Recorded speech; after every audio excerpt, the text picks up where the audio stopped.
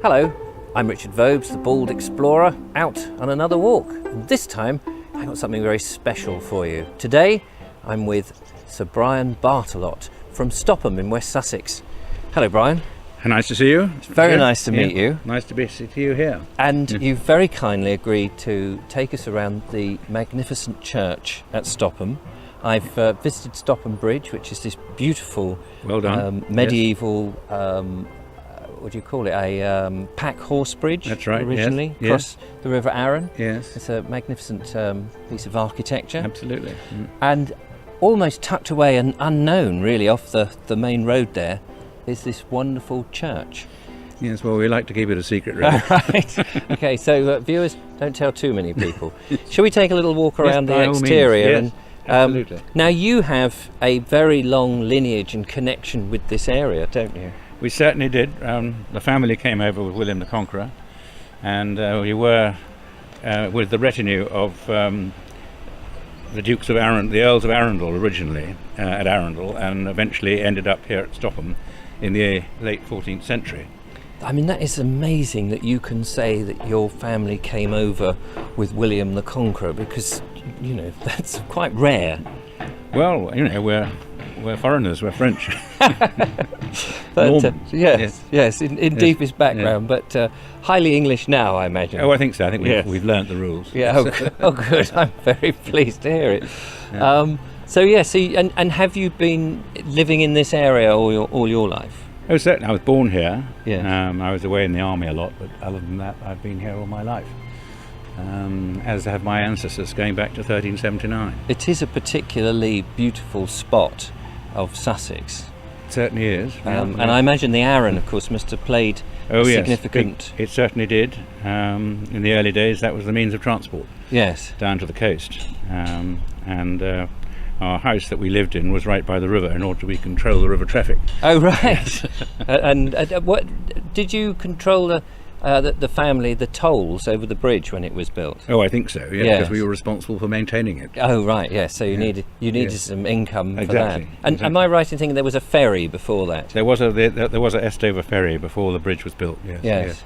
Yeah. That's right. You have one of the features that immediately you see as you come through the gate to this beautiful church is this incredible yew tree. I've been looking at yew trees in churchyards, and that is a massive one, isn't it? Well, I mean, one can't prove this, but I believe the tree may well have been here before the church was built. Right. Wow. Because it has pagan connotations. Yes, of course. The yew tree, and so it's at least as old as the church. And we know that the church is sort of 11th century beginnings and 12th century. That the oldest part is the chancel here, right. the nave. Sorry, the nave. Yes. And then the bell tower, and then the chancel was added on later. Yes. So it's got this fantastic Horsham slab roof, which we hope is going to survive and not have to be repaired, because you can't get the stuff now. No, and that's the mark, isn't it, of so many churches in the area of their age. That beautiful Horsham slab. Exactly. Which, because it's very, very heavy. Oh, very heavy. Yes. Yeah, you don't want to mess about with it. No. Shall we go inside by all means, and have a little look? So I know that because we had a quick rummage in the church beforehand, there are an amazing array of brasses here, and a complete rarity, and you very kindly uncovered them because we're coming in. Normally you wouldn't see them. That's right. And maybe you could just explain what they are and what they commemorate. Well, in the 14th century, our families did commemorate their ancestors with these sort of brass memorials. And the first one here is John Barttelot, who married the lady whose parents owned the estate, the Stopham family, in 1379. Gosh. And so we have been here ever since then. And all these other memorials go successively through the generations. And they're all buried here underneath, except those that have been killed in wars. Yes. We are a military family. And although we never got involved in the Wars of the Roses or the Civil War or anything in this country, which is probably one of the reasons why we're still here, we have had a lot of business in the service of the Crown. And this gentleman here, he fought at Agincourt, and then successive generations fought in various wars. The memorial up here is to an ancestor who fought all through the Peninsular War against Napoleon's army out there.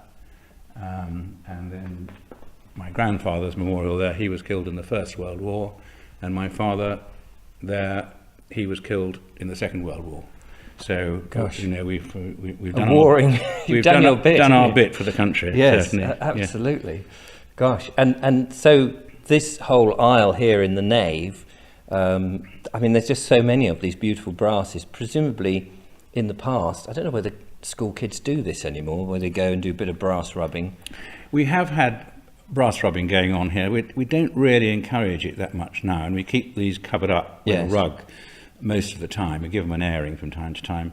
I don't think the rubbing actually does them any good. No, I'm sure it doesn't. Because the fixings are not that strong, and you get movement. Yes. And also this Purbeck marble that they're built into is quite brittle, and you can get bits popping out from the marble. Oh, right, and so we found, on the whole, the best thing to do, if we want to preserve them for the future, and we obviously do, is to keep them covered up. Yes. And then we open them up for big festivals, Christmas, Easter, and then if we're having a festival of some sort, then we open them up then. Yeah, I mean, and I suppose, you know, churches are visited by people, walkers and things. And they've got hard hobnail boots. That's right, and things. Exactly. They're coming in here all the time. Yes. Yes. And so, of course, that's... Yes.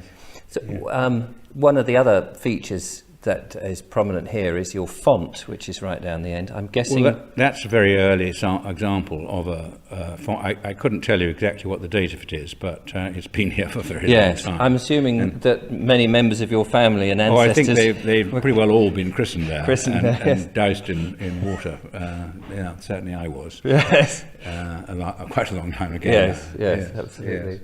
Yes. And you've got one bell, is that right here? There are two bells. One of them is cracked and hasn't been used for about 200 years. Oh, right. And we've been thought about how to get it out and all that. It's quite complicated. So we've got just one bell, which is quite normal for a church of this size. Yes. And is there a healthy congregation? Yeah, we have services here every Sunday, and anything between 50 and 20 people. Oh, wow. We still stick to the old 1663 services. Oh, do you? Which is appreciated by some, and so people come from quite considerable distances just to come for our service. And so, the church is a viable and a happy community. Yes. Yeah. You know, we've got a good organist, and so... Well, I have to. I mean, just looking around, it is beautifully looked after, and you've got the white, the lime wash. I assume it's a lime wash. That's right, it's a lime wash. Yes. On the walls. Exactly. And of course, beautiful windows, and they all. I was going to say they're all stained glass, but you pointed out to me before that there's one that isn't. This one stained here, glass. the north window, is of particular interest. It's quite historic, and that is painted glass, and. Except for one little figure kneeling, I think somebody in the 19th century may have thrown a brick through the window or something like that. And so it was replaced with a kneeling figure, who has nothing to do with what's going on in the... That is a memorial to the Stopham family before the Barttelots arrived here even, and it commemorates this Brian de Stopham, who was here in 1277. Oh, right. So it's very special. We've just had to spend a lot of money doing it up. It's no longer a window itself. It's got a window behind it to protect it, yes. Because it's painted, as I said. Yes, so nobody else could go throwing bricks. A major project. Yes. I bet, yes. Yeah. And you've got up the other end, above the altar, if we can just take a little stroll up there. Come up here. You've got some terrific coats of arms here. That's right. Well, here is another example of painted glass. The bottom of these, there are 6 shields here, and the bottom one is painted, whereas the others are all stained glass. And so, I mean, I can't be sure of this, but what seems to have happened is that my ancestor at the time, who put this window in 1638, you can see the date at the bottom. Oh, yes. He would have had that shield, probably in his house, and then decided to commemorate the marriages of his predecessors by showing his coat of arms alongside those of the families that were married in. They all came from local villages: Warnham, Thacombe, Hascombe and Slopham. So it shows that they didn't travel that far No. to find a wife. Well, that's it. I guess back then, you know, the roads were a bit Yes. difficult. You couldn't jump on a bus. An So interesting feature here with this brass here, because in each case they've depicted their children that they had right. underneath, and you can see that with this ancestor here, he had, with his first wife, 5 children. 3 of them have got skulls over their heads. I don't know if you can pick that out with the camera. Yes. That Oh, means yes. they died of the plague. Oh, is that what it means? That's right. And then I don't think there's no skull there. With the second wife, he managed to have 4 children. So Yes. yeah. Gosh. And of course, that was the thing, wasn't it? Back then, you had to have lots of children. Oh, I Because, think, well, because they knew they weren't all going to survive. Yes. Exactly. Yeah. Absolutely. Exactly that. Gosh. Yeah. Well, this has been an absolute joy, Sir Brian. Well, it's been a pleasure. As I say, we try to keep it secret, but on the other hand, Yes. I do like people to know that it's Well, a flourishing church. And we absolutely. welcome visitors here. And it's very unique because your family, the connection. Yes, and it is a bit like a chapel in a way. We do feel we may have slightly taken over the place, but then we have been here for a very long time. Yes, and clearly, you know, you're making sure that it is there for the future. Oh yes, it's very So, important to us. Yeah, Absolutely. and that's, you know, that's what makes it a very important thing for British history. Exactly. Yeah. So Yeah. thank you Well, so much. It's no, been an not at all. absolute pleasure. Very Is the nice to meet you. Is the church open Oh, to yes. the public generally? It's open every day, Fantastic. and you know, we obviously want people to respect it and remember to turn the lights out when they leave. Things Yes, like that. and all. Possibly put a little donation in the box. Well, of course. To help us keep the show on the road. Yes. And we have services every Sunday. Well, it's been a joy. Thank you very much. Not at all. Pleasure. And if anybody's in the area, do come along. As Sir Brian says, it is open, and enjoy this magnificent church. Thank you very much. Thank you. Till the next video, from me in Stopham, goodbye.